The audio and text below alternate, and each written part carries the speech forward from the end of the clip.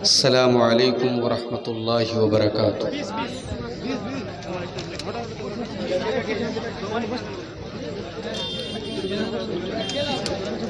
الحمد للہ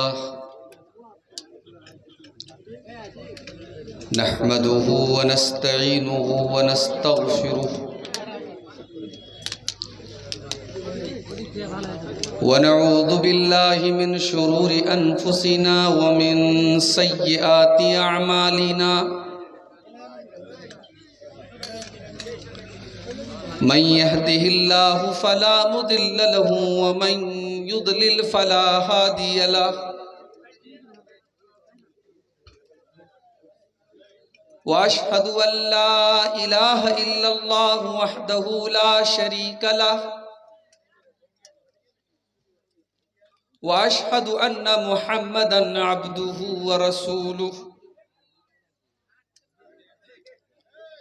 يا أيها الذين آمنوا اتقوا الله حق تقاته ولا تموتن إلا وأنتم مسلمون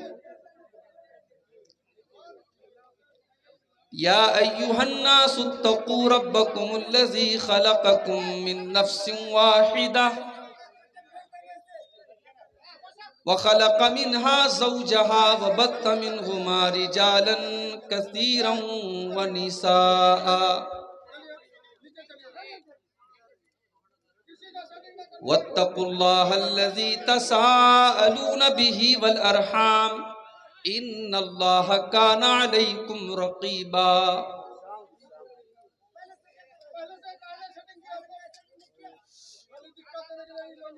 يا أيها الذين آمنوا اتقوا الله وقولوا قولا سديدا يصلح لكم أعمالكم ويغفر لكم ذنوبكم ومن يطع الله ورسوله فقد فاز فوزا عظيما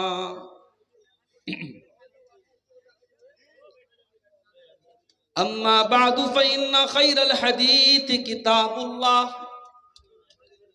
وخير الهدي هدي محمد صلى الله عليه وسلم وشر الأمور محدثاتها وكل محدثة بدعة وكل بدعة ضلالة وكل ضلالة في النار أعوذ بالله من الشيطان الرجيم بسم اللہ الرحمن الرحیم فمن زحزح عن النار وادخل الجنة فقد فاز وما الحیاة الدنیا الا متاع الغرور۔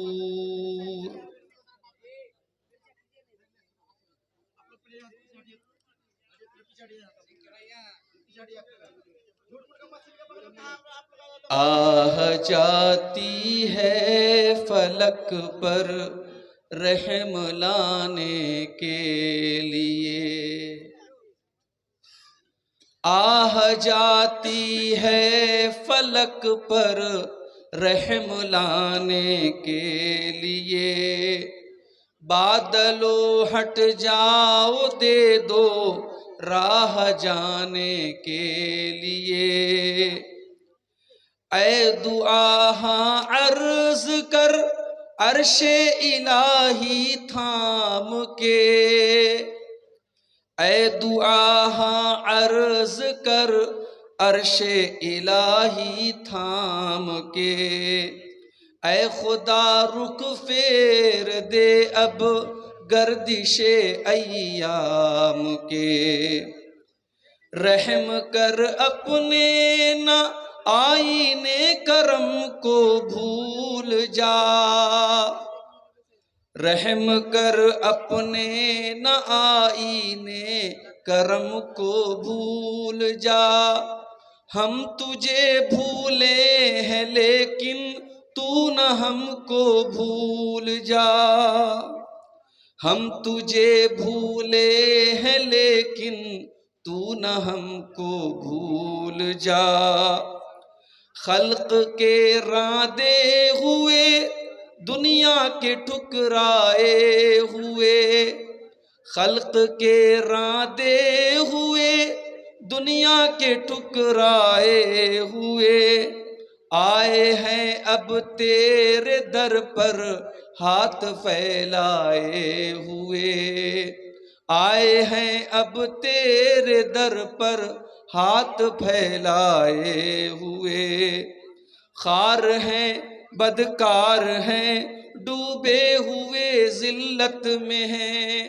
خوار ہیں بدکار ہیں ڈوبے ہوئے ذلت میں ہیں، کچھ بھی ہیں لیکن تیرے محبوب کی امت میں ہیں، کچھ بھی ہیں لیکن تیرے محبوب کی امت میں ہیں، حق پرستوں کی اگر کی تو نے دل جوئی نہیں، حق پرستوں کی اگر کی تو نے دل جوئی نہیں، تانا دیں گے بت کے مسلم کا خدا کوئی نہیں، تانا دیں گے بت کے مسلم کا خدا کوئی نہیں۔ محترم علماء کرام، بزرگوں، نوجوان ساتھیوں، پردہ نشین ماؤں اور بہنوں، پیارے بچوں، رات کے تقریباً 2 بج رہے ہیں۔ پچھلے سال آپ کے اسی چرخی میں کچھ مجبوریوں کی وجہ سے مجھے جلدی نکلنا تھا، پروگرام والے چاہ رہے تھے میں تھوڑا لیٹ آؤں، تھوڑی دیر تک تقریر کروں، لیکن اس وقت مجبوری تھی، مجھے ٹرین پکڑنا تھا، جلدی نکلنا تھا، بنارس میں کچھ ضروری کام تھا۔ اور آج الٹا معاملہ ہو گیا، جس ٹرین کو بنارس سے کٹیہار شام کو 5 بجے پہنچنا تھا، وہ ٹرین پہنچی ہے 12 بجے رات میں، اور آپ کے اس گاؤں میں پہنچتے پہنچتے 1 بجا، اور آتے ہی لوگوں نے کہا مولانا آپ جلدی سے اسٹیج پر چلیے، بہت سارے لوگوں کو یہ لگ رہا ہے کہ آپ آئیں گے نہیں، اور 12-13 گھنٹے کا لمبا سفر کرنے کے بعد میں ڈائریکٹ سیدھے اسٹیج پر آپ کے سامنے حاضر ہو گیا۔ اور ابھی ہمارے بنگالی زبان کے جو مقرر تھے، مجھے نام نہیں معلوم، وہ بڑے عبد الرحمن معراجی صاحب بڑے بہترین انداز میں آپ سے ادارے کے لیے تعاون حاصل کر رہے تھے۔ رب العالمین آپ سب نے جو تعاون کیا ہے، جو دان دیا ہے، جو چندہ دیا ہے، اللہ اس کو قبول فرمائے، اور مزید آپ کو اس نیکی کے کام میں بڑھ چڑھ کر کے حصہ لینے کی توفیق عطا فرمائے، آمین۔ میں 1-2 پروگراموں میں یہ بات میں نے کہی تھی کہ چینل والوں کو ریکارڈنگ کرنے کی اجازت نہیں دی جائے گی۔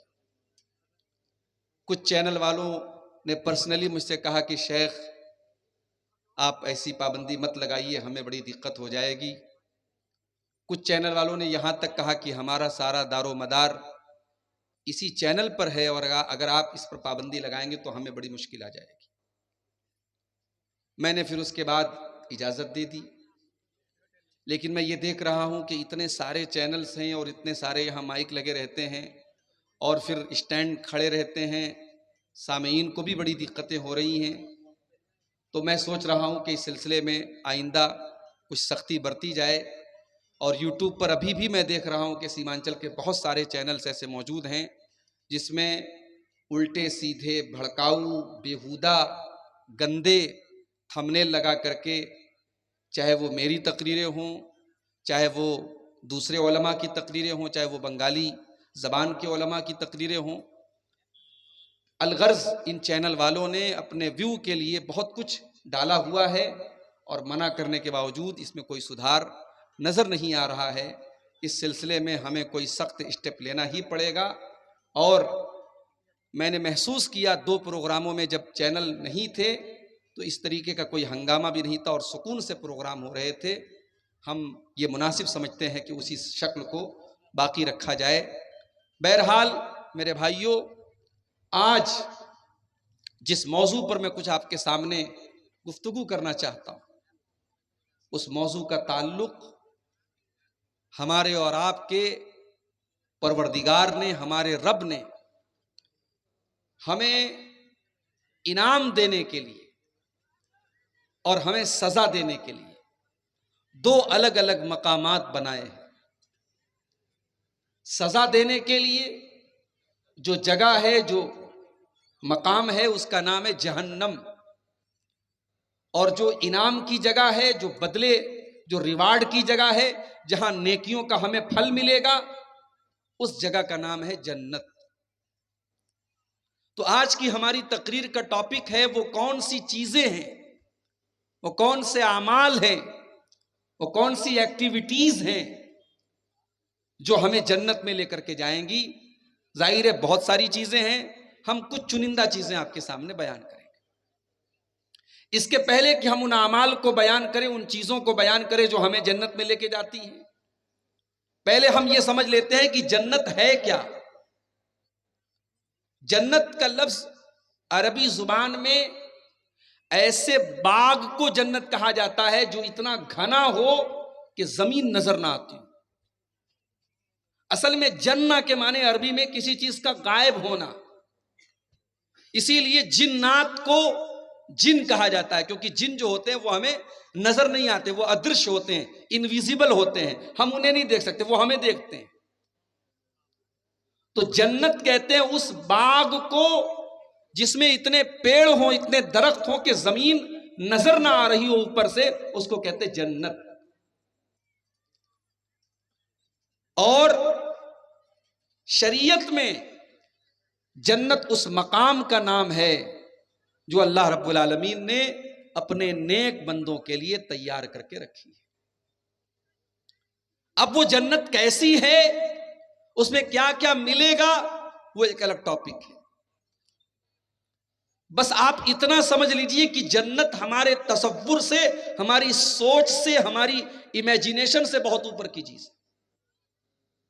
جو ہم سوچ نہیں سکتے، جنت اس سے بھی اوپر کی چیز ہے. دنیا میں ٹاپ سے ٹاپ نعمتیں، چاہے وہ مال کی نعمت ہو، چاہے وہ خوبصورتی کی نعمت ہو، چاہے وہ عورت کی نعمت ہو، چاہے وہ کھانے پینے کی لذتیں ہوں، دنیا میں جتنی طریقے کی لذتیں اور نعمتیں ہیں وہ جنت کی نعمتوں کے سامنے کوڑا ہے، کوڑا. جنت کیسی ہے، بس ایک آیت قرآن کی اپنے سامنے رکھی. اللہ تعالیٰ فرماتا ہے سورہ سجدہ کے اندر، جمعہ کے دن فجر کی نماز اگر آپ پڑھتے ہوں گے مسجد میں تو سورہ سجدہ کی تلاوت امام صاحب پہلی رکعت میں کرتے ہیں، اور یہ آیت ضرور آپ کے سامنے گزرتی ہے. فَلَا تَعْلَمُ نَفْسٌ مَّا أُخْفِيَ لَهُم مِّن قُرَّةِ أَعْيُنٍ جَزَاءً بِمَا كَانُوا يَعْمَلُونَ. ہم نے اپنے بندوں کی آنکھوں کی ٹھنڈک کے لیے، ان کے دل کے سکون کے لیے، ان کے دل کے قرار کے لیے، ان کو سکون پہنچانے کے لیے ہم نے جنت میں کون کون سی نعمتوں کو تیار کر کے رکھا ہے. فَلَا تَعْلَمُ نَفْسٌ، کوئی نہیں جانتا، کوئی سوچ بھی نہیں سکتا، کوئی تصور بھی نہیں کر سکتا کہ ہم نے جنت میں کون کون سی نعمتوں کو تیار کر کے رکھا ہے. اور اللہ کے نبی فرماتے ہیں، بخاری کی روایت ہے، اللہ کے نبی فرماتے ہیں کہ اللہ تعالیٰ کہتا ہے اعددت لعبادی الصالحین ما لا عین رات ولا اذن سمعت ولا خطر علی قلب بشر. اے میرے بندو، میں نے جنت میں اپنے بندوں کے لیے جن نعمتوں کو تیار کر کے رکھا ہے، نہ تو کسی کان نے سنا ہے، نہ تو کسی آنکھ نے دیکھا ہے، نہ کسی دل میں ان کا خیال آیا ہے، نہ کسی نے سوچا بھی ہوگا کہ ایسی نعمتیں ملیں گی. بھئی دنیا میں آپ کھانا کھاتے ہیں، بھوک لگتی ہے، کھانا کھاتے ہیں، آپ کی پسند کا کھانا آیا تو تھوڑا زیادہ کھاتے ہیں.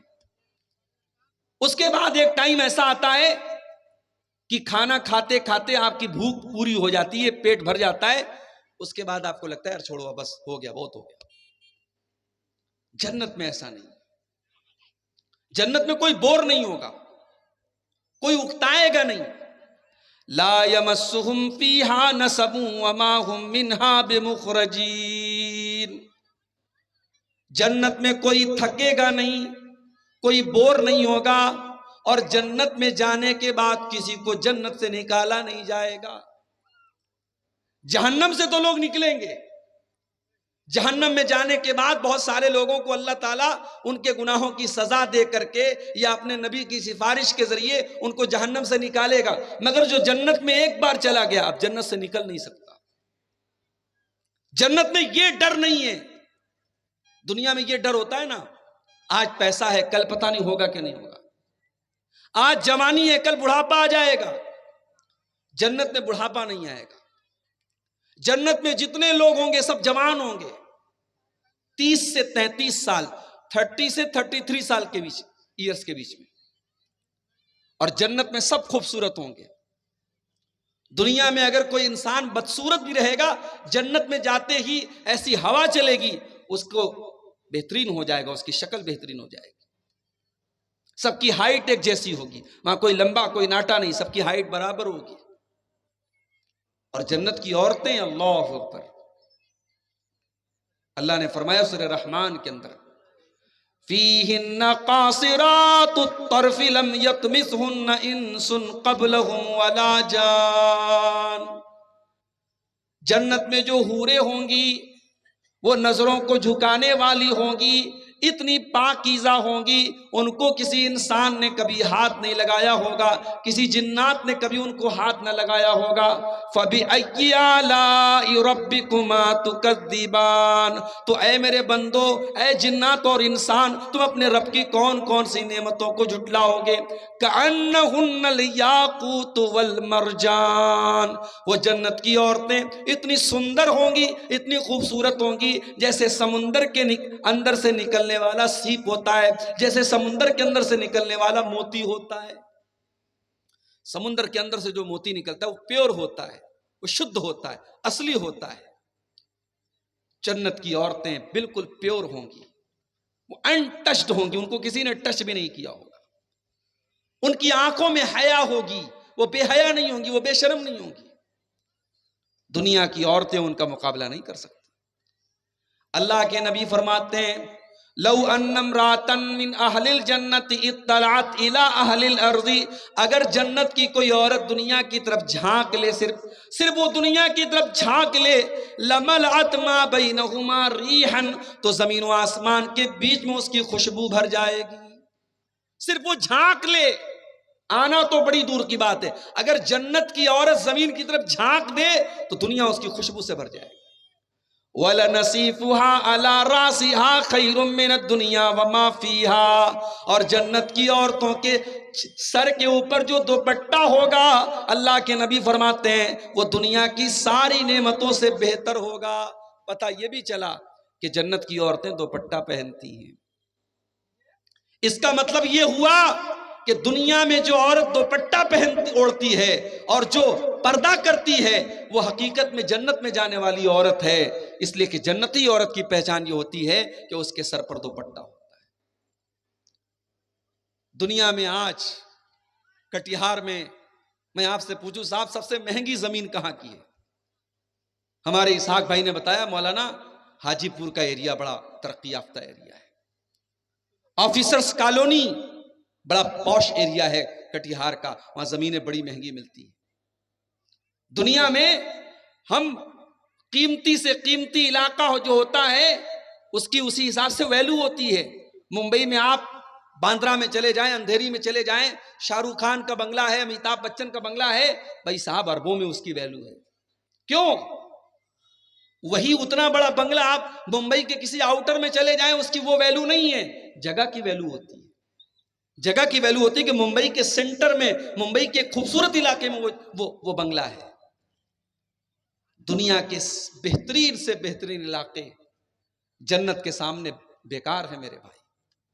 اللہ کے نبی فرماتے ہیں جنت میں کوڑا رکھنے کی جگہ ایک ٹوڑا کتنا بڑا ہوتا ہے؟ زیادہ سے زیادہ 1 ہاتھ کا ہوتا ہے. ہم یہ کہہ سکتے ہیں جنت میں 1 اسکوائر فٹ ایریا، جنت میں 1 اسکوائر فٹ ایریا اللہ کے نبی فرماتے خیر من الدنیا وما فیہا، دنیا کی تمام نعمتوں سے بہتر ہے. دنیا میں بہترین سے بہترین علاقے جنت کے 1 اسکوائر فٹ ایریا کا مقابلہ نہیں کر سکتے. وہ لوگ ہم کتنے بڑے نادان ہیں، ہم کٹیہار کے پوش ایریا میں مکان بنانے کے لیے کتنی محنت کرتے ہیں، ہم دنیا میں زمین و جائیداد کے لیے کتنی محنت کرتے ہیں، اور جنت میں جانے کے لیے ہم کوئی محنت نہیں کرتے. جنت کے لیے محنت کرو. اسی لیے اللہ قرآن میں کہتا ہے وَسَارِعُوا إِلَىٰ مَغْفِرَةٍ مِّن رَّبِّكُمْ وَجَنَّةٍ عَرْضُهَا السَّمَاوَاتُ وَالْأَرْضُ أُعِدَّتْ لِلْمُتَّقِينَ.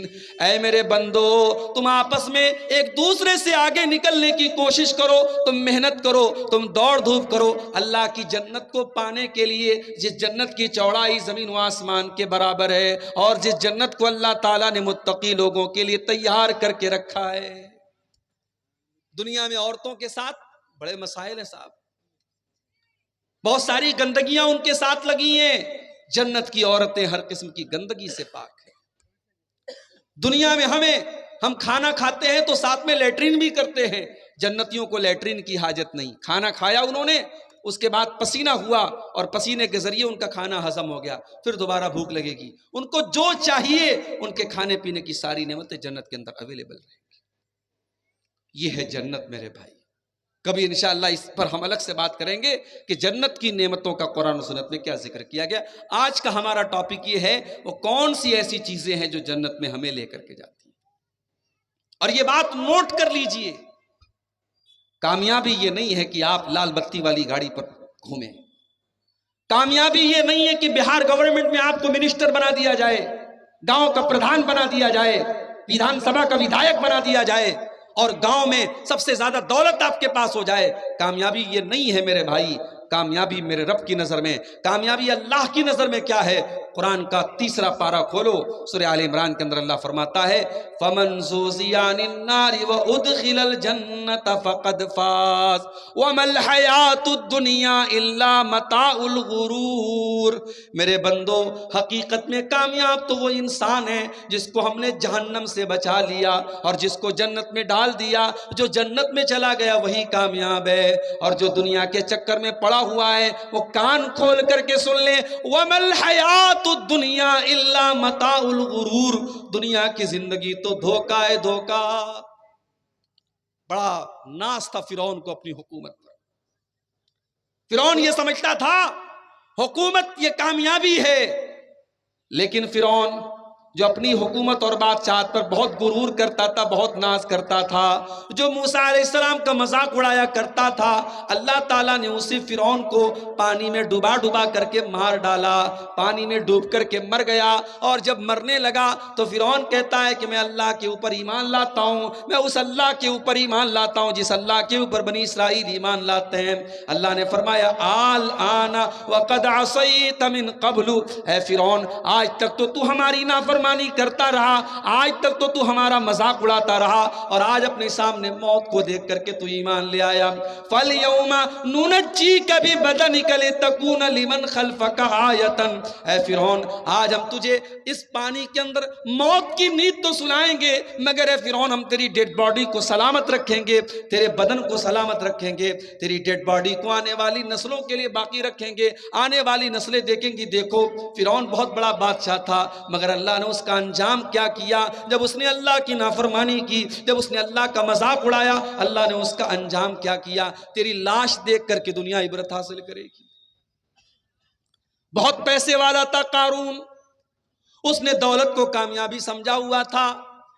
جب وہ کپڑا پہن کر سج سور کر کے سج دھج کر کے نکلا کرتا تھا تو اس کی قوم کے لوگ بیچارے بڑے بڑے جوش میں آ کر کے کہتے تھے یا لیت لنا مثل ما اوتی قارون. اے کاش ہمارے پاس بھی اتنی دولت آ جائے جتنی دولت قارون کے پاس ہے. اتنی دولت تھی قارون کے پاس کہ قرآن کہتا ہے وَآتَيْنَاهُ مِنَ الْكُنُوزِ مَا إِنَّ مَفَاتِحَهُ لَتَنُوءُ بِالْعُصْبَةِ أُولِي الْقُوَّةِ. کہ قارون کے خزانوں کی چابیوں کو بڑے بڑے پہلوان بڑی مشکل سے اٹھایا کرتے تھے. اتنا خزانہ تھا, اتنی دولت تھی, اور قارون کو اپنی دولت پر بڑا ناز بھی تھا. قارون کہا کرتا تھا انما اوتیتہ علی علم, یہ دولت تو میرے باپ دادا سے مجھے نہیں ملی ہے, میں نے اس کو وراثت میں نہیں پایا ہے, یہ دولت تو میری نالج سے ملی ہے, میرے ٹیلنٹ سے ملی ہے, میں اس لائق تھا اس لیے مجھ کو یہ دولت ملی ہے. اللہ نے فرمایا ٹھیک ہے, اب ہم تجھے مزہ چکھاتے ہیں. اللہ فرماتا ہے فخسفنا بہ وبدارہ الارض, ہم نے قارون کو اور قارون کے محل کو, قارون کے خزانے کو زمین کے اندر دھسا دیا. قارون کی ساری دولت بھی قارون کے ساتھ زمین کے اندر دفن ہو گئی. اس دنیا کی اوقات کیا ہے میرے بھائی؟ اللہ نے ایک لفظ میں بتا دیا یہ دنیا کیا ہے. وَمَا الْحَيَاةُ الدُّنْيَا إِلَّا مَتَاعُ الْغُرُورِ, یہ دنیا تو دھوکے کا سامان ہے, یہ دنیا دھوکے باز ہے, یہ دنیا بے وفا ہے. اس دنیا نے آج تک کسی کے ساتھ وفا نہیں کی ہے. آپ بے ایمانی کریں گے, آپ دوسروں کا حق ماریں گے, کچھ زمین بنا لیں گے, کچھ جائیداد بنا لیں گے, مگر میرے پیارے ساتھیوں جس دن موت آئے گی, جس دن دل کی دھڑکن بند ہو جائے گی, جس دن سانسوں کی ڈور تھم جائے گی, ساری زمین جائیداد آپ کے بچوں کی ہو جائے گی, آپ کے گھر والوں کی ہو جائے گی, اور آپ کے ہاتھ کیا جائے گا؟ آپ تو خالی ہاتھ آئے تھے اور خالی ہاتھ اللہ کے پاس جائیں گے, 2 گز زمین کے نیچے جائیں گے. میرے پیارے ساتھیوں اللہ فرما رہا ہے وَمَا الْحَيَاةُ الدُّنْيَا إِلَّا مَتَاعُ الغرور, میرے بندو یہ دنیا تو دھوکے کا سامان ہے. ہارون رشید ایک بہت بڑا بادشاہ گزرا ہے عباسی دور کا. ایک مرتبہ ہارون رشید نے اپنے دور کے بہت بڑے عالم سے پوچھا کہ مجھے کوئی نصیحت کر دیجیے. تو انہوں نے کہا کہ میں آپ کو کیا نصیحت کروں, میں آپ سے بس 2 سوال کرنا چاہتا ہوں. کیا سوال ہے؟ کہا مان لیجئے کہ آپ سفر پہ نکلے ہیں, ریگستان میں آپ سفر کر رہے ہیں اور بہت زور سے آپ کو پیاس لگی ہے, اور دور دور تک پانی آپ کو نظر نہیں آ رہا ہے, اور پیاس اس قدر لگی ہوئی ہے کہ پانی نہ ملا تو آپ مر جائیں گے. اتنے میں آتا ہے ایک آدمی اور اس کے پاس ایک پیالہ ہے, اور پیالے میں 2 گھونٹ پانی ہیں. وہ کہتا ہے بادشاہ سلامت, یہ 2 گھونٹ پانی میں آپ کو دے سکتا ہوں, شرط یہ ہے کہ آپ اپنی آدھی حکومت مجھے دے دیں, میں یہ 2 گھونٹ پانی آپ کو دے دوں گا. تو بادشاہ سلامت آپ یہ بتائیے کہ آپ کیا کریں گے, اس کو حکومت دے دیں گے یا نہیں دیں گے؟ بادشاہ نے کہا اگر ایسی بات ہے, اگر میری جان خطرے میں آ چکی ہے, میں اس قدر پیاسا ہوں کہ مجھے پانی نہ ملا تو میں مر جاؤں گا, تو جان سے بڑھ کے کیا ہے, میں آدھی حکومت دے کر کے وہ 2 گھونٹ پانی پی کر کے اپنی جان بچا لوں گا. پھر اس عالم نے کہا اچھا ایک بات بتائیے, کچھ اور آگے آپ بڑھے, آپ نے پانی تو پی لیا, اب وہ پانی آپ کے بدن کے اندر اٹک گیا, آپ کو پیشاب لگ رہا ہے, پیشاب کی ضرورت محسوس ہو رہی ہے, مگر پیشاب کا راستہ بند ہو گیا ہے, پیشاب نکل ہی نہیں رہا ہے, آپ تڑپ رہے, آپ مچھلی کی طرح تڑپ رہے ہیں, لیکن پیشاب کا راستہ آپ کا رک چکا ہے, پیشاب آپ کا باہر نہیں نکل پا رہا ہے, آپ درد کے مارے بے چین ہیں. اتنے میں ایک دوسرا آدمی آتا ہے اور وہ کہتا ہے بادشاہ سلامت, میں آپ کا پیشاب نکال سکتا ہوں, میں ایسی دوا دے سکتا ہوں, ایسا طریقہ بتا سکتا ہوں کہ آپ کی پیشاب نکل آئے گی اور آپ کو اس تکلیف سے نجات مل جائے گی. شرط یہ ہے کہ آپ اپنی آدھی حکومت مجھے دے دیں. تو آپ کیا کریں گے, اسے دے دیں گے آدھی حکومت؟ ہارون رشید نے کہا اگر ایسا معاملہ آ گیا, میری جان پر بن چکی ہے اور پیشاب رک جانے کی وجہ سے میں تکلیف میں پڑ گیا ہوں, تو میں تو یہی کروں گا, میں آدھی حکومت اس کو دے دوں گا اور میں اس کا آفر قبول کر لوں گا.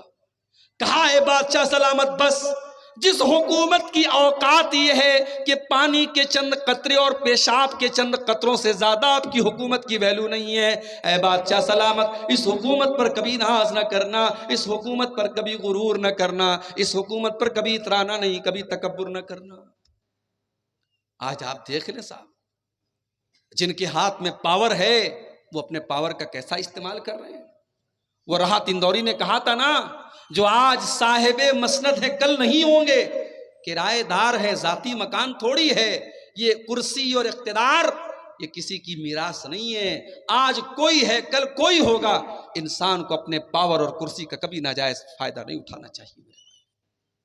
تو اللہ نے فرمایا کہ کامیابی تو یہ ہے کہ تمہیں جنت مل جائے اور تم جہنم سے بچا لیے جاؤ. اور دنیا کو کامیابی سمجھنے والوں کان کھول کر کے سن لو, وَمَا الْحَيَاةُ الدُّنْيَا إِلَّا مَتَاعُ الْغُرُورِ, دنیا کی زندگی تو دھوکے کا سامان ہے.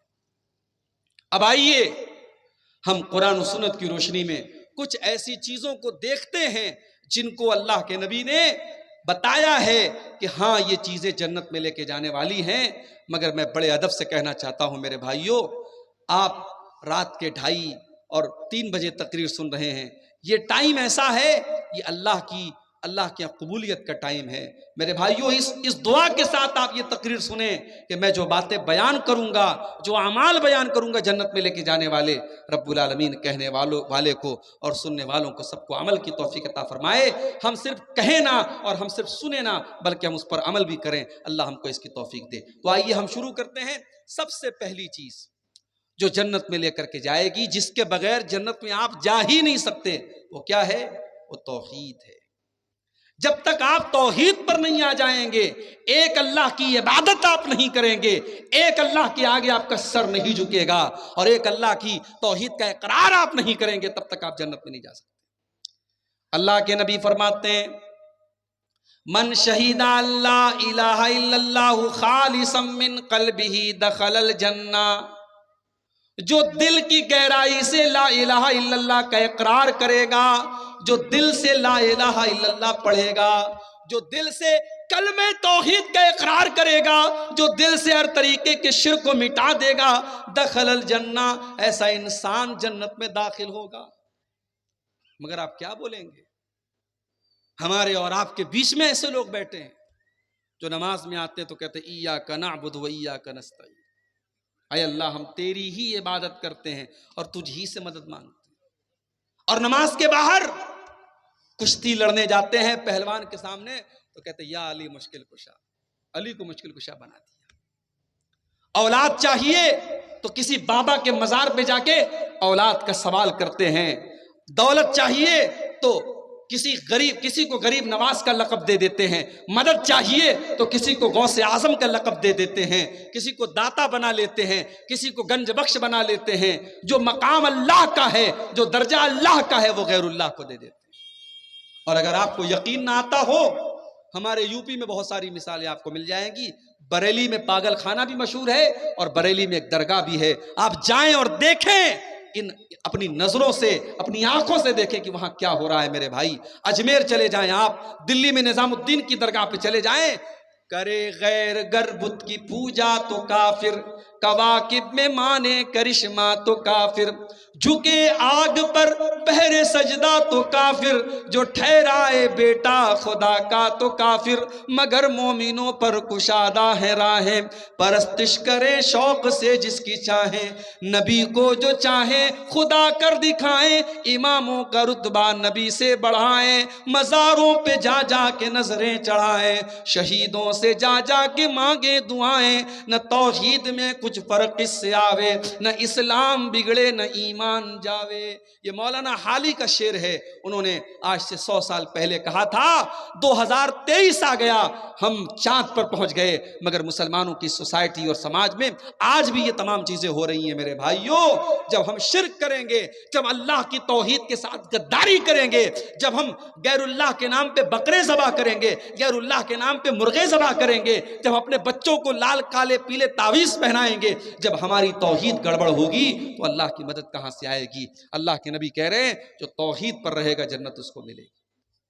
اور ایک بات اور نوٹ کر لیجئے, صرف توحید پر رہنا کافی نہیں ہے, آخری دم تک توحید پر رہنا یہ ضروری ہے. ساری زندگی انسان توحید پر رہا, مرنے کے پہلے اس نے شرک کر لیا اور بغیر توبہ کی اس کا انتقال ہو گیا.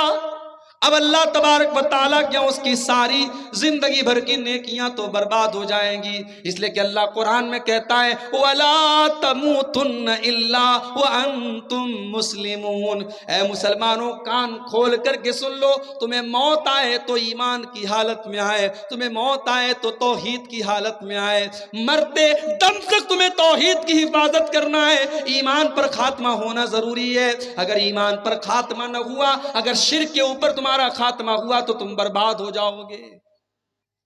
آپ دیکھ لیں، ابو طالب کا نام سنا ہے آپ نے؟ بولو بھائی، سن رہے ہو یا سو گئے؟ ابو طالب کون تھے؟ نبی کے چچا تھے، نبی کو پالا تھا، نبی کا ڈیفنس کرتے تھے، نبی سے محبت کرتے تھے، سب تھا، ایمان نہیں لائے تھے۔ ابو طالب کا آخری ٹائم آیا، اللہ کے پیارے نبی اپنے چچا کے پاس جاتے ہیں، بخاری کے الفاظ ہیں، اور کہتے ہیں یا عمی قل لا الہ الا اللہ، اے چچا جان آپ کلمہ پڑھ لیجئے، آپ لا الہ الا اللہ پڑھ لیجئے، اے چچا جان میں گارنٹی دے رہا ہوں اگر آپ یہ کلمہ پڑھ کر کے دنیا سے جائیں گے، اے چچا میں اللہ تعالیٰ کے ہاں اس کلمے کے ذریعے آپ کے لیے بحث کروں گا۔ میرے چچا نے کلمہ پڑھا تھا، اے اللہ تو میرے چچا کو جنت میں ڈال دے، اے چچا بس آپ کلمہ پڑھ دیجئے۔ اللہ کے نبی اپنے چچا کو کلمہ پڑھنے کے لیے پریشر ڈال رہے ہیں، آپ ان کے اوپر دباؤ ڈال رہے ہیں، اور وہیں پر ابو لہب بھی بیٹھا تھا، وہیں پر عبداللہ ابن امیہ بھی بیٹھا تھا، یہ دونوں گرو گھنٹال بھی بیٹھے تھے۔ ان دونوں نے کہا خبردار ابو طالب، اپنے باپ دادا کا طریقہ مت چھوڑنا، بڑا مشکل کام ہے۔ ابھی میرا پروگرام تھا، اسی بہار میں ایک جگہ پڑتی ہے جہان آباد، جہان آباد کے آگے گاؤں ہے، گاؤں کا نام ہے ڈبری، بڑا پچھڑا ہوا علاقہ ہے۔ پچھلے جمعہ کو میرا پروگرام تھا، گیا میں وہاں بیچارے دو چار لڑکے اہل حدیث ہوئے۔ آپ کے علاقے میں 100% لوگ اہل حدیث ہیں، آپ اللہ کا شکر ادا کریں، ورنہ اسی ہندوستان میں نہیں، اسی بہار میں کتنے ایسے گاؤں ہیں میرے بھائی جہاں 2 آدمی 4 آدمی اہل حدیث ہے بیچارے، وہ اگر کہیں سینے پر ہاتھ باندھے تو ان کو مارا جاتا ہے، کسی مسجد میں جا کر کے وہ آمین زور سے بول دے ان کو نکال دیا جاتا ہے، وہ بیچارے مجبور ہیں، ان کے بچے اپنے باپ کے اہل حدیث ہونے کے باوجود اور قرآن و حدیث پر چلنے والا ہونے کے باوجود ان کے بچے ماحول نہ ملنے کی وجہ سے اور سماج نہ ملنے کی وجہ سے بچے دوسرے راستے پر چلے جاتے ہیں۔ میرے بھائیوں، آپ کی برادری شیرشاہ آبادی برادری میں آج الحمدللہ اگر 100% آپ قرآن و حدیث پر چلنے والے ہیں تو بہت بڑی نعمت ہے، اس نعمت پر آپ اللہ کا جتنا شکر ادا کریں گا۔ وہ گاؤں، وہاں 2-4 لوگ بیچارے اہل حدیث ہوئے، اور باقی لوگ سب وہی پرانے باپ دادا کے ڈھرے پہ چلے آئے۔ محرم پر تعزیہ نکل رہا ہے، ربیع الاول میں جلوس نکل رہا ہے، مزاروں پر سجدہ بھی ہو رہا ہے، جہالت پھیلی ہوئی ہے۔ میں نے وہاں تقریر کی، تقریر کے بعد جب جانے لگا تو ایک آدمی آیا، بولا مولانا آپ کی بات بالکل صحیح ہے، آپ کی بات ساری باتیں بالکل صحیح ہیں، مگر ہم نے باپ دادا کو جو کرتے ہوئے دیکھا ہے اسے چھوڑنا بہت مشکل کام۔ باپ دادا جو کرتے چلے آئے اس کام کو چھوڑنا آسان کام نہیں ہے میرے بھائیوں، اس کے لیے بڑی ہمت کی ضرورت ہے۔ اللہ کے نبی اپنے چچا کو سمجھا رہے ہیں اور ادھر سے وہ دونوں پریشر ڈال رہے ہیں کہ ابو طالب اپنے باپ دادا کا طریقہ مت چھوڑنا۔ بخاری کے الفاظ ہیں، ابو طالب کا انتقال ہو گیا، ابو طالب کو موت آ گئی، اور آخری ٹائم ابو طالب کی زبان پر یہی لفظ تھا، علی ملت عبد المطلب، میں اپنے باپ عبد المطلب کے مذہب پر دنیا سے جا رہا ہوں۔ ابو طالب کلمہ نہیں پڑھ پائے، ابو طالب توحید کو قبول نہیں کر پائے، نتیجہ کیا نکلا؟ اللہ کے نبی فرماتے ہیں میرے چچا ابو طالب کو بھی جہنم میں ڈالا جائے گا۔ ہاں انہوں نے مجھے پالا تھا، میری مدد کی تھی، میرا ڈیفنس کیا تھا، ان کے عذاب میں کچھ ہلکا پن کیا جائے گا، ان کے عذاب میں کچھ کنسیشن کیا جائے گا، ان کے عذاب کو کچھ گھٹا دیا جائے گا، مگر جہنم میں میرے چچا کو بھی ڈالا جائے گا۔ میرے بھائیوں، پتہ یہ چلا کہ اللہ تعالیٰ کے یہاں یہ نہیں دیکھا جائے گا آپ کا باپ کون تھا، آپ کا چاچا کون تھا، آپ کا بھتیجا کون تھا، اللہ تعالیٰ کے آپ کی توحید دیکھی جائے گی، اللہ تعالیٰ کے آپ کا ایمان دیکھا جائے گا۔ اسی لیے اللہ کے نبی فرماتے ہیں من بطا بہی عملہ لم یسرع بہی نسبہ، اگر کوئی انسان اپنے عمل میں پیچھے ہے اور نسب میں بہت آگے ہے، بہت اونچے خاندان کا ہے، اللہ کو اس سے کوئی مطلب نہیں ہے، آپ کا عمل کیسا ہے، آپ کا کردار کیسا ہے اور آپ کا عقیدہ کیسا ہے، اللہ کے یہاں یہ دیکھا جائے گا۔ تو پہلی چیز جو ہمیں جنت میں لے کے جانے والی ہے میرے بھائیوں وہ توحید ہے۔ اسی لیے اللہ کے نبی فرماتے ہیں من کان آخر کلامہ لا الہ الا اللہ دخل الجنہ، مرنے کے پہلے جو لا الہ الا اللہ کہہ کے گیا ہے، جو توحید پر دنیا سے گیا ہے، جو لا الہ الا اللہ پر دنیا سے گیا ہے، دخل الجنہ، وہ جنت میں داخل ہوگا۔ یہ پہلی چیز ہوگی۔ دوسری چیز جنت میں لے کر کے جانے والی دوسری چیز کیا ہے؟ حضرت ابو ہریرہ کہتے ہیں، ترمذی کی روایت ہے، حضرت ابو ہریرہ کہتے ہیں کہ اللہ کے رسول سے پوچھا گیا، اے اللہ کے نبی، ان اکثر ما یدخل الجنہ، سب سے زیادہ جنت میں کون سی چیز لے کر کے جائے گی؟ آپ نے فرمایا تقوی اللہ و حسن الخلق۔ آپ نے فرمایا دو چیزیں سب سے زیادہ جنت میں لے کے جائیں گی، ایک اللہ کا تقوی اور ایک اچھے اخلاق۔ اور آج انہی دونوں چیزوں کی بڑی کمی ہے، اور ہم اہل حدیثوں میں زیادہ کمی ہے۔ شیطان ہمارے عقیدے کو کمزور کرنے میں شیطان بہت مجبور ہے۔ شیطان ہمارے عقیدے کو تو نہیں خراب کر پا رہا ہے، شیطان نے ہمارے اخلاق کو خراب کر دیا، اور شیطان نے ہمارے تقوی کو برباد کر دیا۔ آج 20 سال کے جوان کو لے لیں آپ، اور 70 سال کے بوڑھے کو لے لیں، آج سوشل میڈیا کے اس دور میں، موبائل کے اس دور میں، اور انٹرنیٹ کے اس دور میں، اگر سب سے زیادہ کوئی چیز متاثر ہوئی ہے میرے بھائیوں تو وہ تقوی ہے۔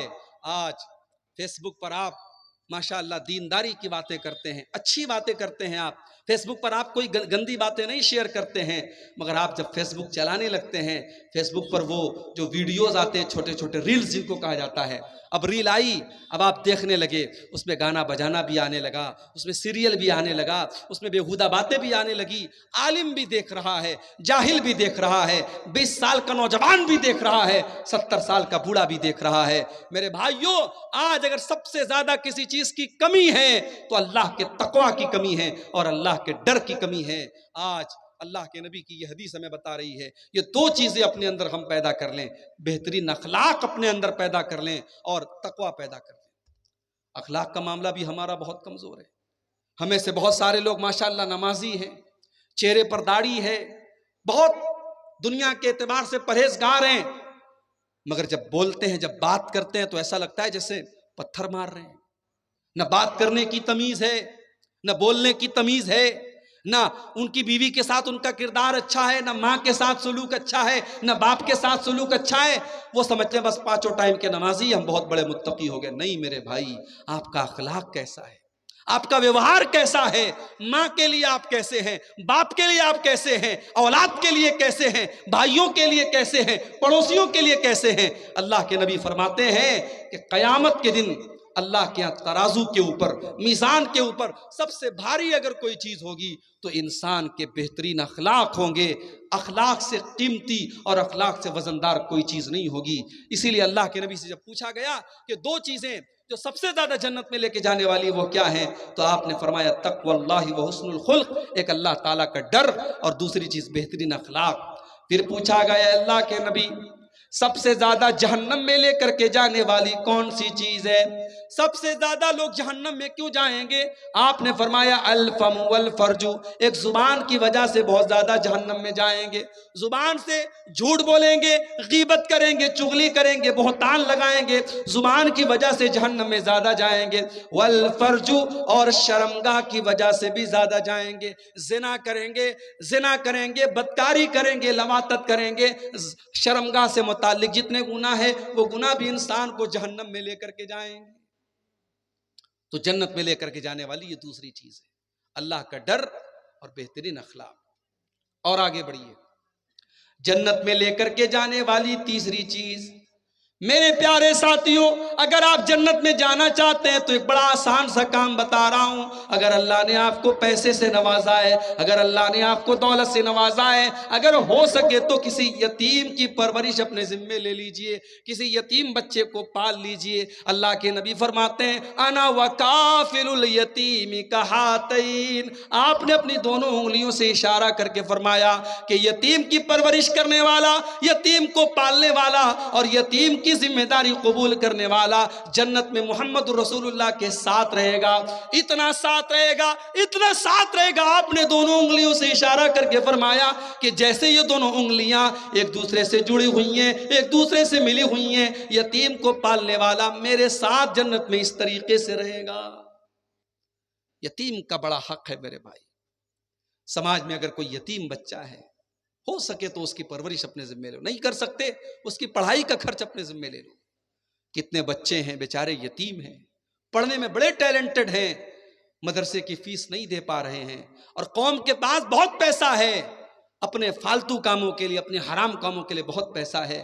میرے بھائیوں، کسی اچھے مدرسے میں جاؤ، پتہ لگاؤ کوئی ٹیلنٹڈ لڑکا ہو، کسی غریب فیملی سے بلانگ کرتا ہو، اگر یتیم ہو تو بہت سونے پہ سہاگا ہے، یتیم بچہ ہے، مدرسے والوں سے کہو مولانا اس بچے کی جو بھی فیس ہے سال بھر کی میں اپنے ذمے لے لیتا ہوں، یہ کام کر لو۔ چلو پوری پرورش نہیں کر سکتے، پڑھائی اس کی اپنے ذمے لے لو۔ وہ لڑکا کل عالم بنے گا، کل حافظ بنے گا، دین کا دائی بنے گا، دین کا مبلغ بنے گا، تقریریں کرے گا، خطبے دے گا، کتابیں لکھے گا، جو بھی علم پھیلائے گا اس کا ثواب آپ کو میرے بھائیوں ملتا رہے گا۔ یہ بھی صدقہ جاریہ کی ایک شکل ہے۔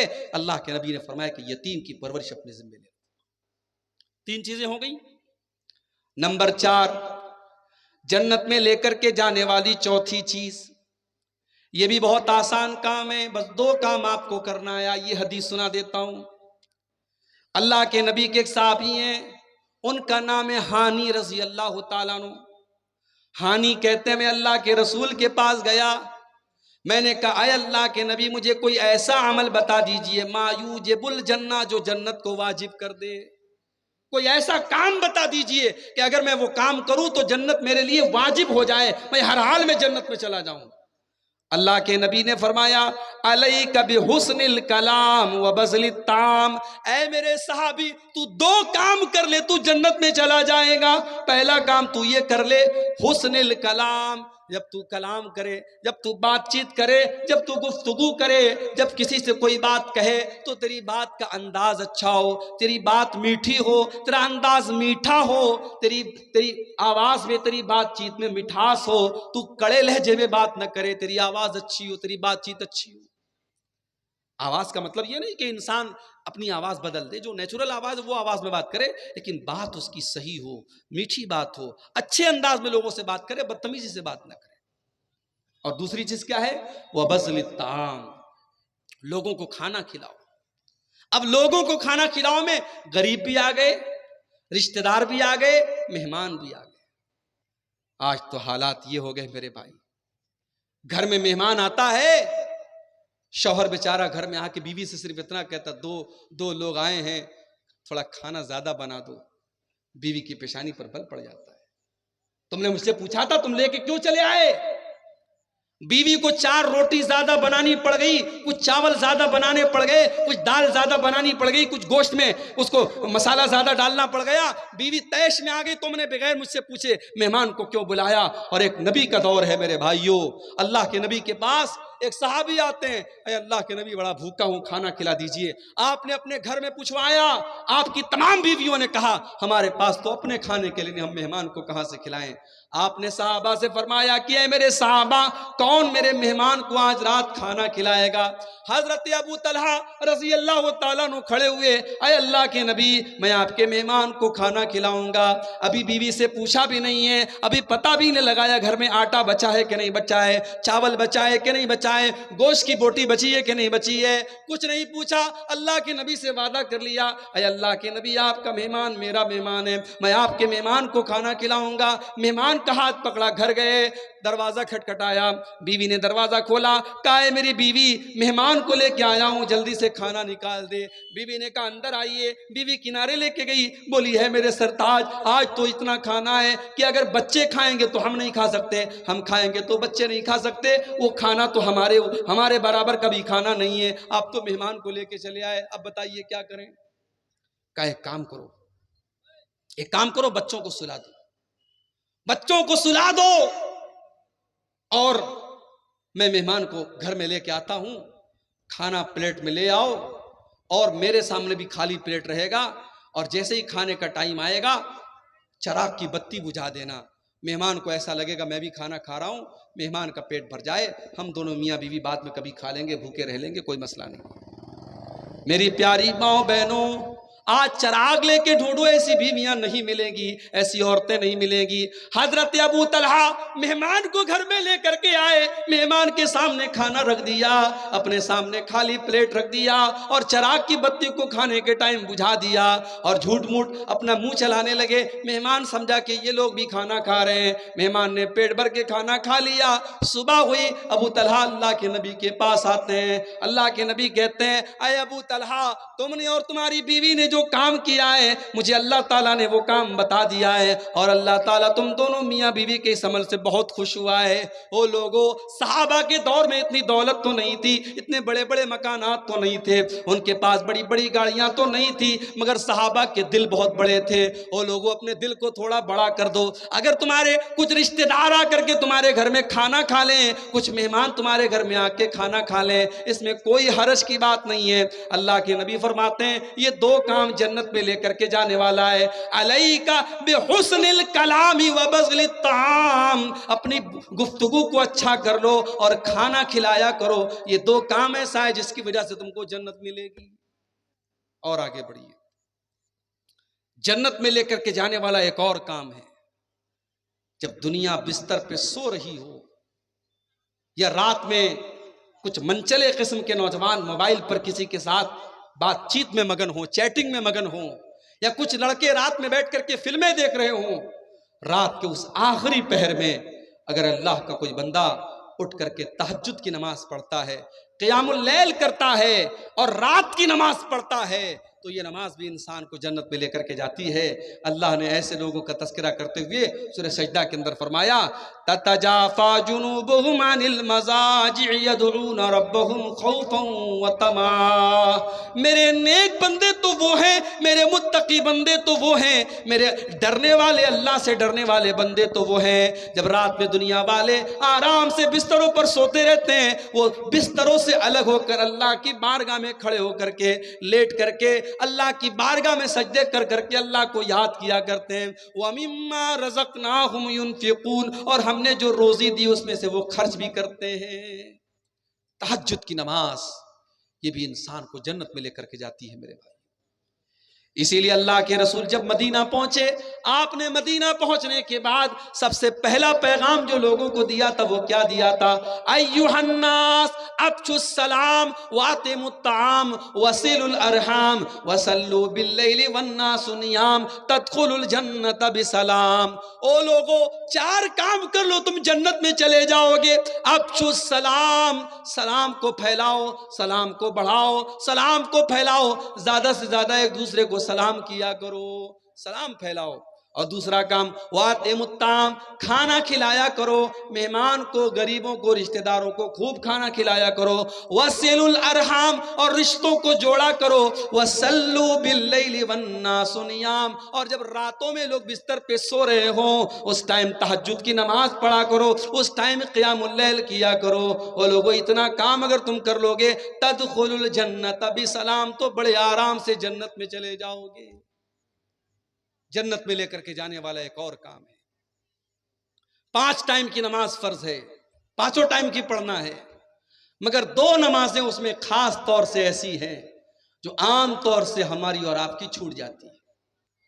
ایک ہے فجر کی نماز، جو رات میں ہم سوتے ہیں تو چھوٹ جاتی ہے، اور دوسری ہے عصر کی نماز، دوپہر میں آرام کرتے تو چھوٹ جاتی ہے۔ ان 2 نمازوں کو جو پابندی سے پڑھے گا، من صلی البردین دخل الجنہ، اللہ کے نبی فرماتے ہیں 2 ایسی نمازیں ہیں جو ٹھنڈے ٹائم میں پڑھی جاتی ہیں، ایک فجر کی نماز، ایک عصر کی نماز۔ یہ 2 ٹھنڈی نمازوں کو جو پابندی سے پڑھے گا، اس کا مطلب یہ نہیں کہ باقی 3 کو چھوڑ دے گا، چونکہ یہ دونوں نمازیں زیادہ اہم ہیں اور زیادہ عام طور سے ان دونوں نمازوں میں غفلت ہوتی ہے، اس لیے اللہ کے نبی فرماتے ہیں ان 2 نمازوں کو جو پابندی سے پڑھے گا وہ جنت میں جائے گا۔ ابھی 2 دن پہلے میں سفر میں تھا، موبائل میرا ڈسچارج ہو گیا، اور آپ لوگ تو سمجھتے کہ مولانا صاحب تو صاحب فلائٹ سے آتے ہوں گے، فلائٹ سے جاتے ہوں گے، اے سی سے آتے ہوں گے، اے سی سے جاتے ہوں گے۔ کبھی کبھی مولانا صاحب لوگوں کو بھی کیسا کیسا سفر کرنا پڑتا ہے ہم آپ کو بتا نہیں سکتے۔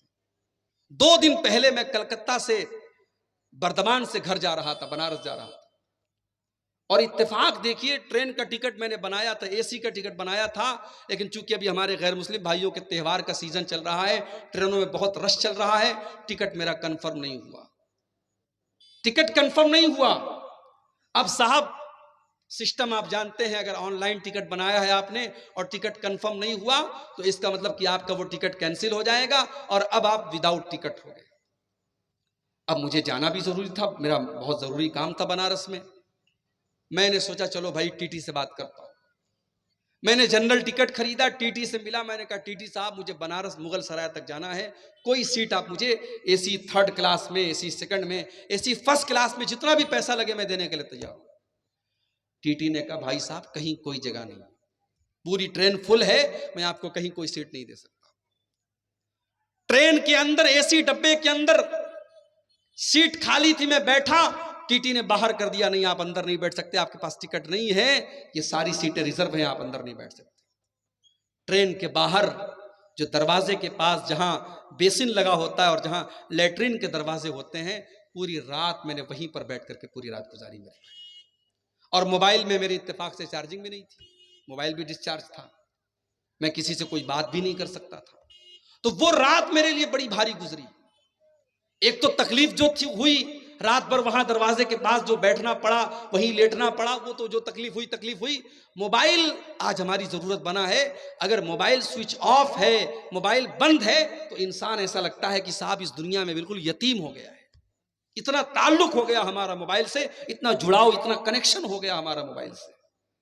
میرے پیارے نوجوان ساتھیوں, آج 1 گھنٹہ بھی اگر آپ کا موبائل ڈسچارج ہو جائے تو آپ بے چین ہو جاتے ہیں.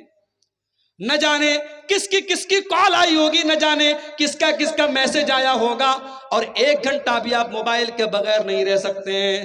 لیکن 24 گھنٹے میں 5 مرتبہ جو اللہ تعالیٰ کے ساتھ آپ کا کمیونیکیشن ہوتا ہے, جو اللہ تعالیٰ کے ساتھ آپ کی بات چیت ہوتی ہے, جو آپ اللہ تعالیٰ کی بارگاہ میں کھڑے ہو کر کے اللہ سے بات چیت کرتے ہیں, ہماری 5 ٹائم کی نمازیں چھوٹ جاتی ہیں اور ہمیں کوئی فرق نہیں پڑتا ہے. ہمارے کانوں پر کوئی جو نہیں رینگتی ہے, ہمارے پر کوئی فرق نہیں پڑتا ہے. میرے پیارے ساتھیوں, اللہ کے نبی فرماتے ہیں جس کی عصر کی نماز چھوٹ جائے فَكَأَنَّمَا وُتِرَ أَهْلُهُ وَمَالُهُ, وہ اتنے بڑے نقصان میں پڑ گیا, سمجھو اس کے اہل وعیال خطرے میں چلے گئے, اس کا مال خطرے میں چلا گیا, سمجھو اس کا بہت بڑا نقصان ہو گیا جس کی عصر کی نماز چلی گئی.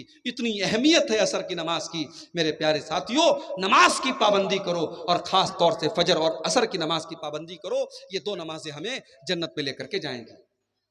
اور آگے بڑھیے, جنت میں لے کر کے جانے والا ایک اور کام, بہت آسان کام, بہت سمپل کام, کچھ نہیں کرنا ہے آپ کو. ہر فرض نماز کے بعد آیت الکرسی کو پابندی سے پڑھا کیجئے. اللہ کے نبی فرماتے ہیں من قرأ آیت الکرسی دبر کل صلاۃ, ہر فرض نماز کے بعد جو پابندی سے آیت الکرسی پڑھتا ہے, لا یمنعہ من دخول الجنت الا ان یموت, اس کو جنت میں جانے سے کوئی چیز روک نہیں سکتی ہے. جیسے ہی اس کی موت ہو جائے گی, جب تک وہ زندہ ہے تب تک وہ جنت میں نہیں جا سکتا ہے, مرنے کے بعد اس کی جنت پکی ہے. جو ہر فرض نماز کے بعد پابندی سے آیت الکرسی پڑھتا ہے. آیت الکرسی چھوٹے چھوٹے بچوں کو بھی یاد ہوتی ہے, آپ یاد کر لیں میرے بھائی, اور کوشش کریں ہر فرض نماز کے بعد آیت الکرسی کو ضرور پڑھیں.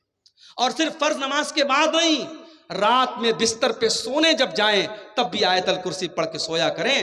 اللہ کے پیارے نبی فرماتے ہیں جو انسان رات میں سونے کے ٹائم آیت الکرسی پڑھ کے سوتا ہے, رات بھر اللہ کی طرف سے ایک فرشتہ اس کی حفاظت کرتا ہے اور کوئی شیطان اس کے قریب نہیں آ سکتا. اس لیے آیت الکرسی کو اپنی زندگی کا ایک پارٹ بنا لے, ایک حصہ بنا لے, اور ہر فرض نماز کے بعد بھی آیت الکرسی پڑھا کریں, اور رات کو بھی آیت الکرسی پڑھا کریں. اور آگے بڑھیے, جنت میں لے کر کے جانے والی ایک اور چیز, اگر آپ جنت میں جانا چاہتے ہیں اور کسی سے آپ کا جھگڑا چل رہا ہے, آپ کا کیس چل رہا ہے, اور آپ کو پتا ہے کہ آپ صحیح ہے, سامنے والا غلط ہے, لیکن اگر آپ کو جنت میں جانا ہے تو چھوٹی سی قربانی آپ کو دینی پڑے گی. اپنے اہنکار کو قربان کرنا پڑے گا, اپنی ایگو کو قربان کرنا پڑے گا, اپنی انا کو قربان کرنا پڑے گا.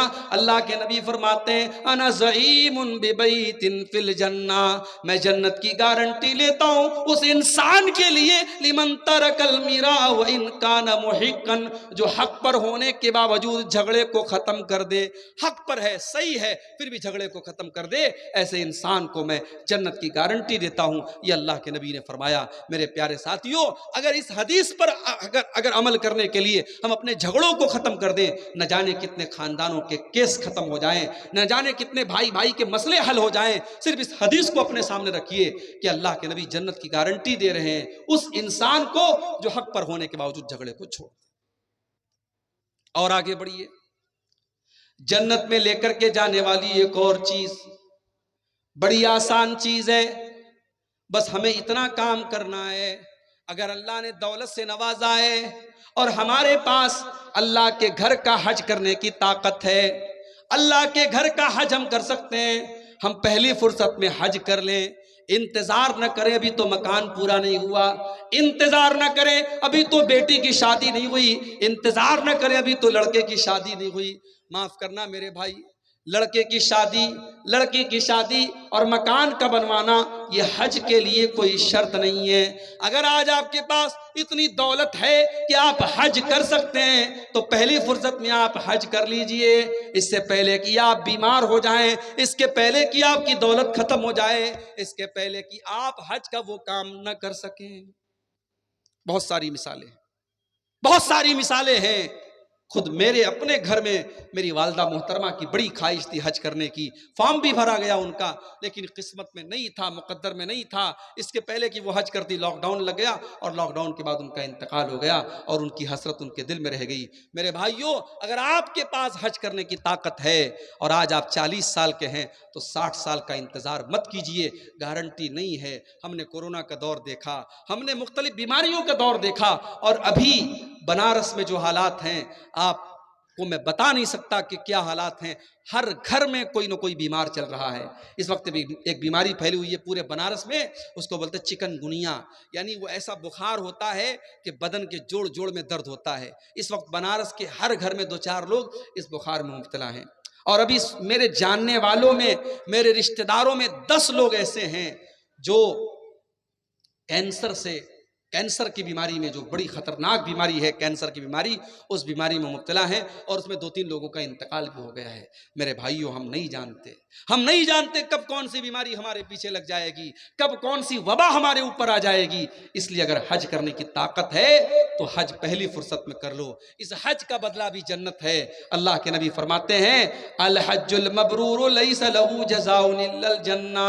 اگر کوئی انسان حج مبرور کرتا ہے، اگر نبی کے طریقے کے مطابق حج کرتا ہے، اس کا بدلہ جنت کے سوا کوئی اور نہیں ہے۔ اور ایک دوسری حدیث میں اللہ کے نبی فرماتے ہیں من حج فلم یرفث ولم یفسق، جو حج کر کے آتا ہے اور حج کے دوران کوئی غلط کام نہیں کرتا ہے، کوئی گناہ کا کام نہیں کرتا ہے، رجع کیوم ولدت امہ، تو حج کر کے وہ ایسے لوٹتا ہے جیسے آج ہی اس کی ماں نے اس کو جنم دیا ہو، بالکل گناہوں سے پاک صاف ہو کر کے لوٹتا ہے۔ حج کر دیجیے۔ اسی طریقے سے میری پیاری ماں اور بہنوں، اگر آپ جنت میں جانا چاہتی ہیں، بہت ہی سمپل طریقہ بتا رہا ہوں۔ ایک عورت اگر جنت میں جانا چاہتی ہے، بہت ہی سمپل طریقہ بتا رہا ہوں، صرف 4 کام ایک عورت کر لے جنت میں چلی جائے گی۔ اللہ کے نبی فرماتے ہیں اذا صلت المرأة خمسها وصامت شهرها واطاعت زوجها واحسنت فرجها، جو عورت 5 ٹائم کی نماز کی پابندی کرتی ہے، رمضان کا روزہ رکھتی ہے، اپنے شوہر کی خدمت اور اطاعت کرتی ہے، اور اپنی شرمگاہ کی حفاظت کرتی ہے، دخلت من ابواب الجنت شاءت، ایسی عورت جنت کے جس دروازے سے چاہے وہ جنت میں جا سکتی ہے۔ 4 کام صرف ایک عورت کر لے، جنت کی گارنٹی اللہ کے نبی دے رہے ہیں، جنت کے جس دروازے سے وہ چاہے جنت میں جا سکتے۔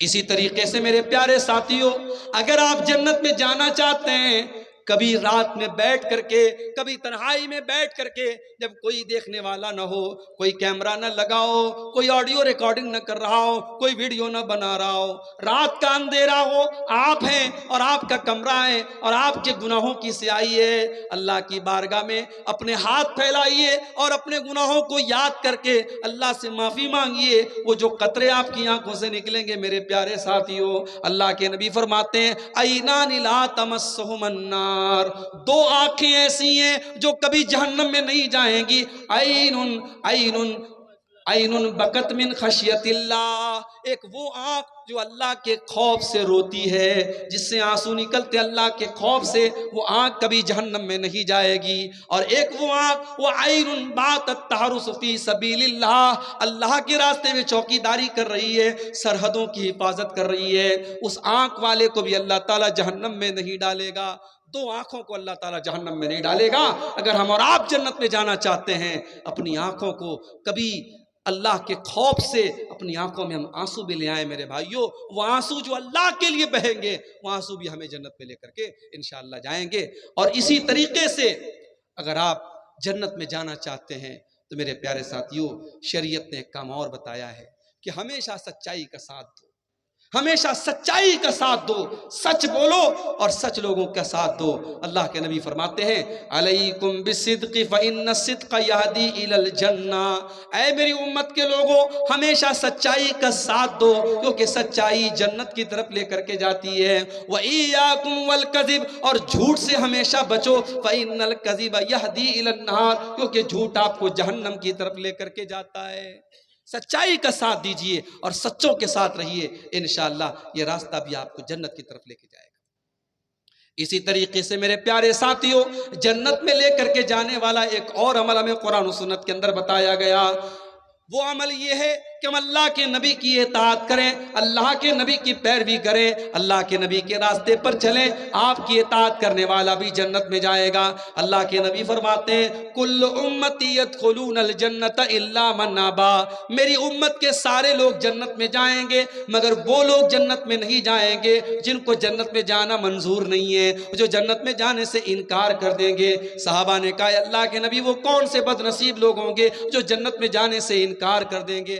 آپ نے فرمایا من اطاعنی دخل الجنہ، جو میری اطاعت کرے گا وہ جنت میں جائے گا، ومن عصانی فقد ابا، اور جو میری نافرمانی کرے گا وہ جہنم میں جائے گا۔ جو میری نافرمانی کرے گا سمجھو وہ جنت میں جانے سے انکار کر رہا ہے۔ میرے پیارے ساتھیوں، آج کتنے مسلمان ہیں، ان کے سامنے نبی کی حدیث پڑھ کے سنا دو، ان کے سامنے بخاری کی روایت پڑھ کے سنا دو، ان کے سامنے اللہ کے نبی کا عمل پڑھ کے سنا دو، وہ کہتے ہیں صاحب بات تو صحیح ہے، حدیث تو صحیح ہے، روایت تو صحیح ہے، مگر ہم اپنے باپ دادا کا طریقہ نہیں چھوڑ سکتے، ہم اپنے پیر صاحب کا طریقہ نہیں چھوڑ سکتے، ہم اپنے بزرگوں کا طریقہ نہیں چھوڑ سکتے۔ ابھی آپ کے بہار میں ایک اسٹیشن ہے بارسوئی، بارسوئی سے مجھے جمعہ پڑھانا تھا پاکڑ میں، اور اتفاق سے کوئی ٹرین نہیں تھی تو بارسوئی سے 4 ویلر بک کر کے میں پاکڑ گیا تھا۔ اب وہ جو 4 ویلر والا تھا وہ اتفاق سے ٹناٹن تھا، بالکل ٹناٹن۔ اب راستے پر اس نے خواجہ صاحب کی منقبت میں قوالیاں سنانا شروع کر دیا مجھے، اور میں بھی مجبور تھا، اسی کی گاڑی میں بیٹھا ہوں، میں کیا اس کو منع کروں، وہ قوالی سنائے جا رہا ہے۔ تو راستے میں نے اس سے پوچھا کہ بھائی لگ رہا ہے کہ آپ کو خواجہ صاحب سے بہت محبت ہے۔ اس نے کہا مولانا بہت محبت ہے۔ تو میں نے کہا کہ اچھا خواجہ صاحب کے دربار میں آپ کتنی بار گئے؟ بولے ہر 6 مہینے میں 2 بار جاتا ہوں۔ میں نے کہا اچھا حج کتنی بار آپ نے؟ کہا آج تک حج نہیں کیا، آج تک عمرہ نہیں کیا، لیکن خواجہ صاحب کے یہاں 6 مہینے میں 2 بار جاتا ہوں۔ تو میں نے کہا ایک کام کر یار، تو اجمیر میں اپنا گھر بنوا لے، وہیں رہ کر خواجہ صاحب کے بغل میں۔ کہا نہیں، دور رہیں گے تو محبت زیادہ رہے گی، خواجہ صاحب بلاتے ہیں اس لیے ہم خواجہ صاحب کے پاس جاتے ہیں۔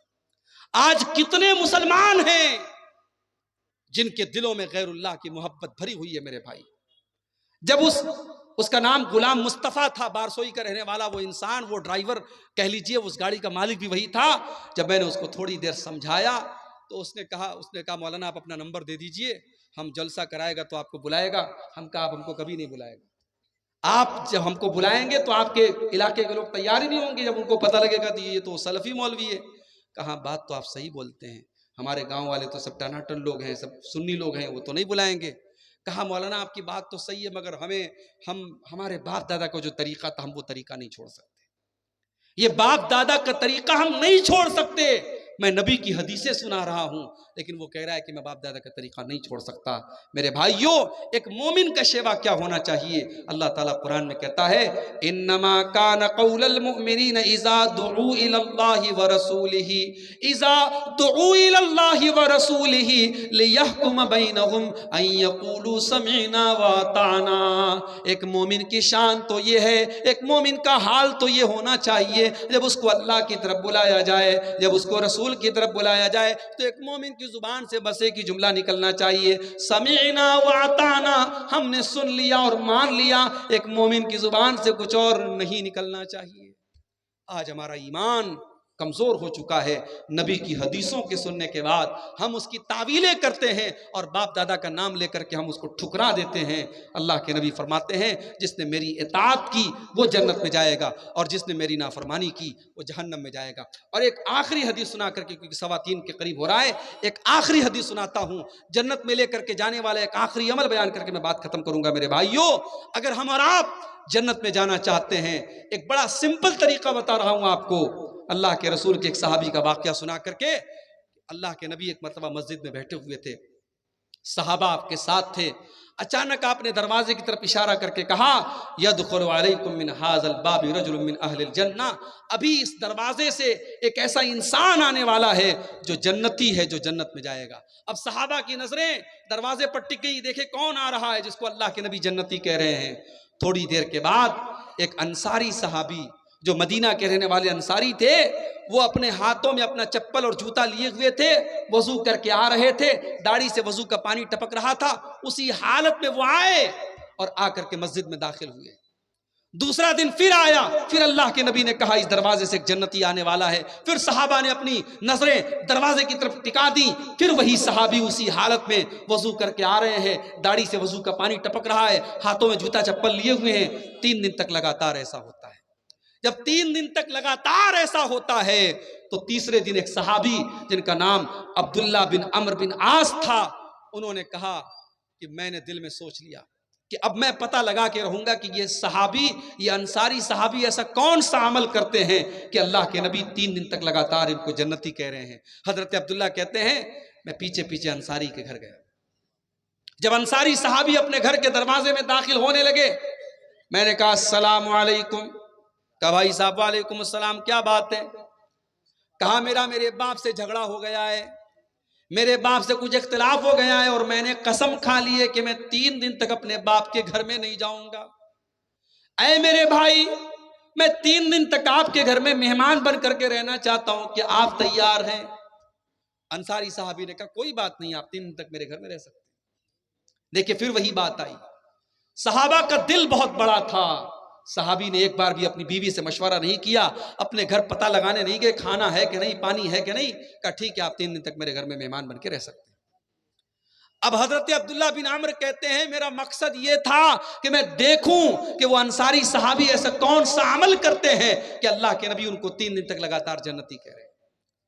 हजरत अब्दुल्ला कहते हैं, मैं 3 दिन तक अंसारी सहाबी के मकान में रहा, उनकी एक एक हरकत पर मैंने नजर रखी, मुझे कोई खास अमल उनका नजर ना आया। जैसे हम नमाज पढ़ते थे वो भी नमाज पढ़ते थे, जैसे हम इबादत करते थे वो भी करते थे। वो तो मजदूरी का काम करते थे, मेहनत का काम करते थे। वो जब रात में आते थे तो तहज्जुद की नमाज भी नहीं पढ़ते थे। रात में जब बिस्तर पे सो जाते थे तो फजर में उठा करते थे। हाँ, रात में अगर नींद खुलती थी तो सुभान अल्लाह पढ़ लिया करते थे, अल्हम्दुलिल्लाह पढ़ लिया करते थे, अल्लाहु अकबर पढ़ लिया करते थे, अल्लाह की तस्बीह बयान कर लिया करते थे। कहा कि जब 3 दिन गुजर गया, मैंने कहा है मेरे अंसारी भाई, मैंने आपसे बहाना किया था, न मेरे बाप से कोई झगड़ा हुआ है, न मैंने कोई कसम खाई थी। मैं दरअसल ये देखना चाहता था, अल्लाह के प्यारे नबी ने 3 दिन तक लगातार आपको जन्नती कहा था, मैं देखना चाहता था ऐसा कौन सा अमल आप करते हैं कि अल्लाह के नबी ने आपको 3 दिन तक लगातार जन्नती कहा है। मेरे प्यारे साथियों, अंसारी सहाबी का जवाब सुनो और जरा अपने अपने सीने पर हाथ रख के सोचो, क्या ये चीज आज हमारे अंदर मौजूद है? अंसारी सहाबी ने कहा, ऐ मेरे प्यारे भाई, मैं कोई खास अमल नहीं करता, कोई ऐसा अमल नहीं करता जो तुमने न देखा हो, लेकिन हाँ एक चीज मेरे अंदर है, हो सकता है कि उसी की वजह से अल्लाह ताला ने मुझे ये मकाम दिया हो। ला अजिदु फी क़ल्बी ग़िश्शन लि अहदिम मिनल मुस्लिमीन, मैं अपने दिल में किसी मुसलमान भाई के लिए धोखा नहीं रखता, मैं अपने दिल में किसी मुसलमान भाई के लिए धोखाधड़ी नहीं रखता, मैं किसी को धोखा नहीं देता। वला अहसुदु अहदन अला नेमतिन अनअमहा अल्लाहु इय्या, और मैं किसी को اللہ تعالیٰ کوئی نعمت دیتا ہے تو میں حسد نہیں کرتا، میں جلن نہیں کرتا، میرے دل میں نہ حسد ہے، نہ کینہ ہے، نہ کپٹ ہے۔ ہو سکتا ہے اسی کی وجہ سے یہ مقام ملا ہو۔ حضرت عبداللہ نے کہا اسی کی وجہ سے تم کو یہ مقام ملا ہے۔ میرے پیارے ساتھیوں، جنت میں جانا ہے، اپنے دل کو کینوں سے پاک کرو، اپنے دل کو کپٹ سے پاک کرو، اپنے دل کو حسد سے پاک کرو۔ آج بھائی بھائی سے حسد کر رہا ہے، پڑوسی پڑوسی سے حسد کر رہا ہے، رشتہ دار رشتہ دار سے حسد کر رہا ہے، کسی نے دولت زیادہ کما لی، اس کی دولت دیکھ کر کے حسد، کسی نے زیادہ نام کما لیا، اس کا نام دیکھ کر کے حسد، کسی نے اچھا مکان بنا لیا، اس کا مکان دیکھ کر کے حسد۔ میرے بھائی حسد مت کرو، اللہ تیرے مقدر میں جو ہے وہ تجھے مل کر کے رہے گا، اس کے مقدر میں جو ہے وہ اسے مل کر کے رہے گا۔ آپ کے حسد کرنے سے آپ کا نقصان ہے، اس کا کوئی نقصان نہیں ہے۔ میرے پیارے ساتھیوں، یہ چیز بھی اگر اپنے اندر ہم پیدا کر لیں، اپنے دل کو پاک اور صاف کر لیں، تو انشاءاللہ جنت میں لے کر کے جانے والی یہ چیز بھی ہے۔ میرے عزیز بھائیوں، میرے بزرگوں، آج ضرورت اس بات کی ہے، جنت میں لے کر کے جانے والے مختلف اعمال میں نے آپ کے سامنے بیان کیے۔ یہ اعمال صرف بیان کرنے کے لیے اور صرف مزہ لینے کے لیے نہیں ہے، یہ چیزیں اپنے اندر ہم پیدا کریں۔ میں نے توحید بیان کی، ہم اپنی توحید کی حفاظت کریں۔ میں نے اپنی شرمگاہ کی حفاظت کی بات کہی، ہم اپنی شرمگاہ کی حفاظت کریں۔ میں نے زبان کی حفاظت کی بات کہی، ہم زبان کی حفاظت کریں۔ میں نے تقویٰ کی بات کہی، ہم تقویٰ اپنے اندر پیدا کریں۔ میں نے مہمانوں کو اور غریبوں کو کھانا کھلانے کی بات کہی، وہ جذبہ ہم اپنے اندر پیدا کریں۔ یہ جتنی باتیں بیان ہوئی ہیں، ان پر عمل کرنے کی ضرورت ہے۔ میرے پیارے ساتھیوں، اللہ قرآن میں کہتا ہے وَمَنْ أَرَادَ الْآخِرَةَ وَسَعَى لَهَا سَعْيَهَا وَهُوَ مُؤْمِنٌ، کہ جو آخرت میں اپنا گھر بنانا چاہتا ہے، اسے کوشش کرنی پڑے گی، اسے عمل کرنا پڑے گا۔ صرف آرزو کر لینے سے اور تمنا کر لینے سے اور چاہنے سے آپ کو جنت نہیں ملے گی۔ یہی چند باتیں تھی۔ آئیے ہم اللہ سے دعا کریں، رب العالمین ہم نے جو باتیں بیان کی ہیں، اور آج اس جلسے میں آپ مغرب بعد اور عشاء بعد سے پروگرام چل رہا تھا، جو باتیں آپ نے علماء کی زبان سے سنی ہے، رب العالمین ہمیں ان سب پر عمل کرنے کی توفیق عطا فرمائے۔ رب العالمین ہمیں سے جو بیمار ہیں ان کو شفائے کامل عاجل عطا فرمائے، جو روزی روٹی سے پریشان ہیں اللہ ان کے کاروبار میں برکت نصیب فرمائے۔